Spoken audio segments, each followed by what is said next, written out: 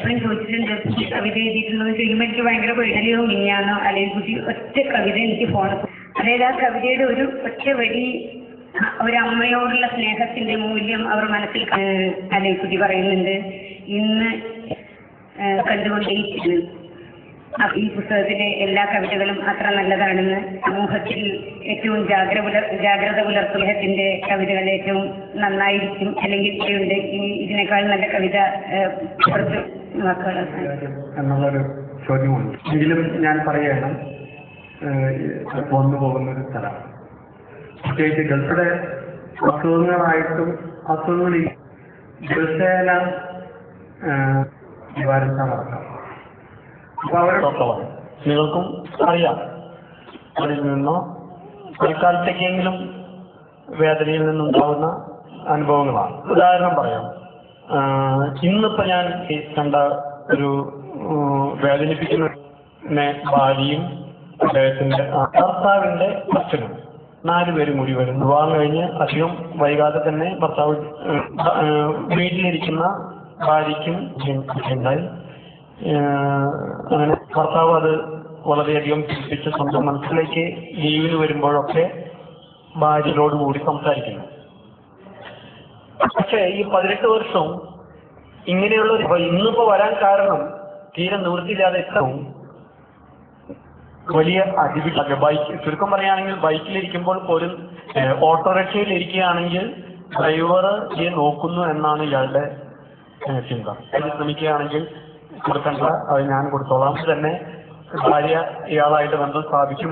അവസാനം കുട്ടി എന്റേതല്ല. അപ്പോ ഞാൻ പറഞ്ഞിട്ട് വരുന്നത് വളരെ അതികഠിനമാണ്. അനുഭവങ്ങളുടെ തീവ്രത അവരുടെ അനുഭവം അത് കവിതയായാലും കഥയായാലും ആണ്. ഞാൻ വാസ്തവത്തിൽ ഇന്നലെ ഇങ്ങനെ ഞാനൊന്നും ശ്രമിക്കുന്നില്ല, പക്ഷെ എങ്കിൽ തന്നെ ഇതിന് ഒരു കാര്യമാണ് ഞാൻ വായിക്കുന്നത്. ഞരം പറയുണങ്ങും മുമ്പേ നിയമമുറ്റത്തെറിഞ്ഞ് ഒരു പിള്ളിക്ക് അവൾ. ഈ ഇന്നദ്ദേഹം വളരെ മുൻപേ എഴുതി കഴിഞ്ഞിരുന്നു. ഇതൊക്കെ പറയുന്നത് പ്രവാസി സമൂഹത്തിന്റെ ഈ കൂട്ടായ്മയും അതിന്റെയും അനുഭവങ്ങളിലും ഭാഗഭാക്കാവാൻ വേണ്ടിയിട്ടുള്ള ഒരു ആഗ്രഹത്തിന് പുറത്തു വന്നതാണ്.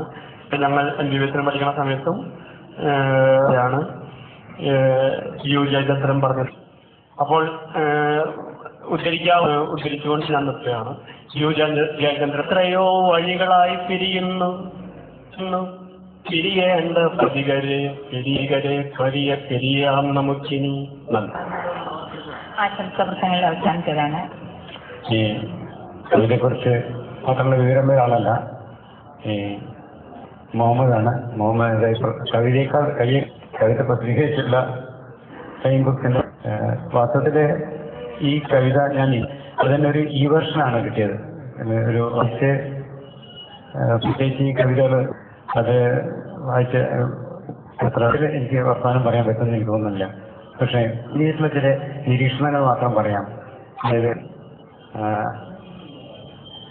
അതിൽ എനിക്ക് പെട്ടെന്ന് തോന്നിയിട്ടുള്ള ഒന്നാണ്, നിലാവിന്റെ ഭൂതവെളിച്ചത്തിൽ ഒരു വടം വലി കയറിയപ്പം ഞാനും എന്റെ ഉച്ചവരും അവൾക്കൊപ്പം അവളും എന്താണ് അലോസരങ്ങളുടെയും ഈ ബുദ്ധിമുട്ടുകളുടെയൊക്കെ ചേർന്ന് നിൽക്കുന്നു എന്നുള്ള എന്റെ ഏറ്റവും നല്ല ഒരു പാണ്ഡവന്മാരുടെയും കൗരവന്മാരുടെയും അടുത്ത് കൃഷ്ണൻ ചോദിച്ച പോലെ വാസ്തവത്തില് അത്തരത്തിലുള്ള അതാണ് അവൾക്കൊപ്പം അവളും എന്റെ പൂർണ്ണ മനസ്സും നല്ല എന്താ പറയുക ഒരു നന്മ അതിലേക്ക് കാണാനും തോന്നി.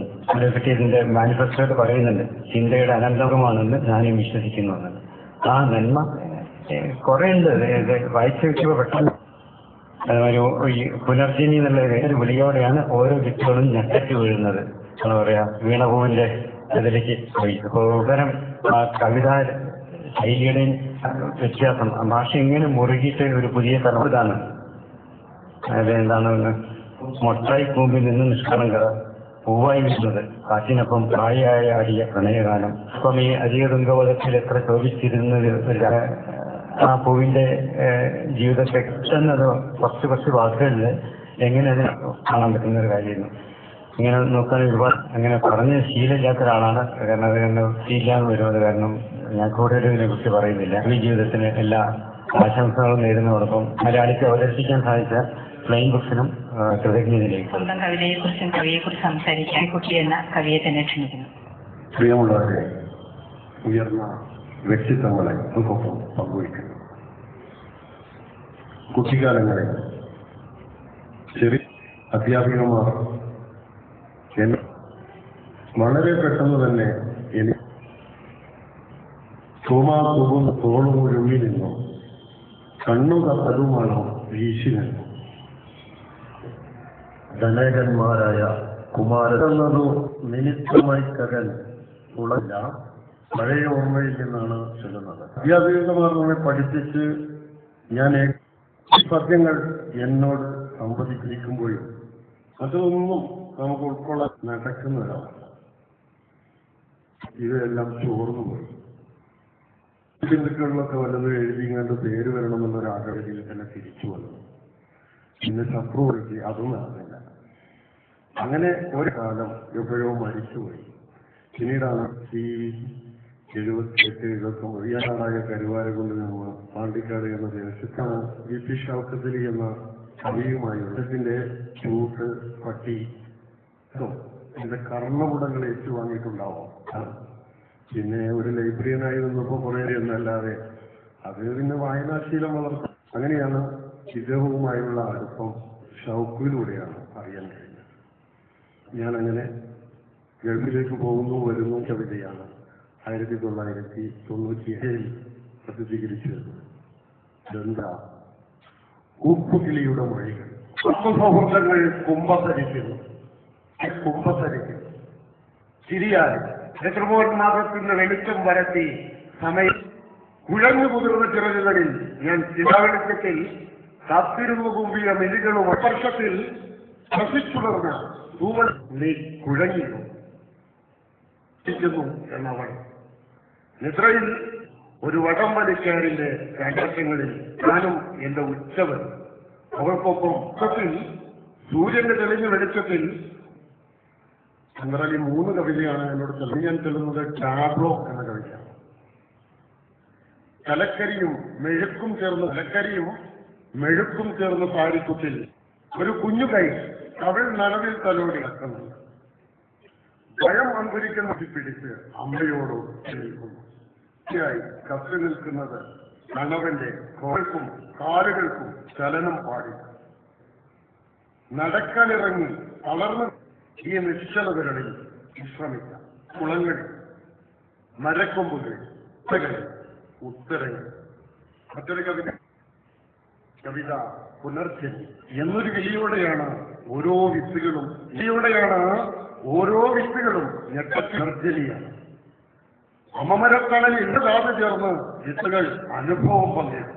മൊത്തായി കൂട്ടി നിന്ന നിഷ്കളങ്കത കുത്തുമ്പികൾ നിന്ന് ചുണ്ടുതന്ന് അലമാടിയ പ്രണയതാണ്.